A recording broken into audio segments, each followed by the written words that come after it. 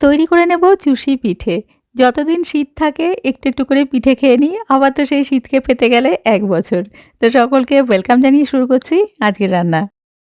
প্রথমেই একটু আতপ চাল ৬ ঘন্টা ভিজিয়ে শুকিয়ে গুঁড়ো করে নেব। এখানে ১.৫ লিটার দুধ বসিয়েছি, এটাকে ১ লিটার করব। তো চাল গুঁড়ো করা হয়ে গেছে।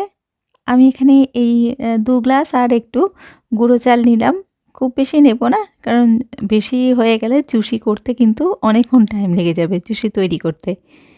তো একটু, একটু করে গরম জল দিয়ে এই আটা মাখি যেমন সেরকম করে মেখে নেব। খুব বেশি নরমও হবে না আর শক্তও হবে না। তো মাখা হয়ে গেছে, পুরোটাকে কয়েকটা ভাগ করে নেব আর একটা নিয়ে বাকিটা ঢেকে রাখবো, নাহলে হাওয়া লেগে বাইরেটা শুকিয়ে যাবে। আর একটু গুঁড়ো চাল নিয়েছি, হাতে আঠা আঠা হয়ে গেলে তখন একটু চাল বুলিয়ে নেব হাতে। তো হাতটা আগে ভালো করে ধুয়ে নেব, নাহলে চুষি কাটতে অসুবিধে হবে। এবারে একটু একটু করে নেব আর এরকম করে ডলা দিলে কিন্তু খুব সহজেই তৈরি হয়ে যাবে। যেমন খুশি সাইজের তৈরি করতে পারেন, এর থেকে একদম ছোট ছোটও করতে পারেন, বা বেশি বড় হলে ভালো লাগে না। তা আমি একটু বড় বড়ই করেছি, তাড়াতাড়ি করে করব বলে আটাটা অনেকটা নিয়ে ফেলেছিলাম। তো দেখুন চুষিটা কিন্তু একদম তৈরি হয়ে গেছে।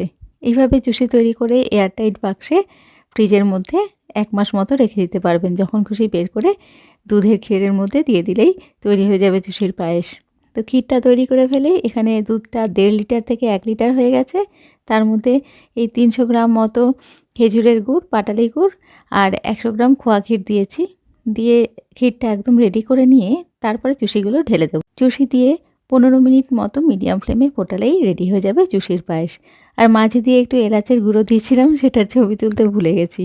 তো এভাবে একবার তৈরি করে নেবেন, দেখবেন খুব ভালো হয় খেতে, খুব সহজেই তাড়াতাড়ি তৈরি হয়ে যায়।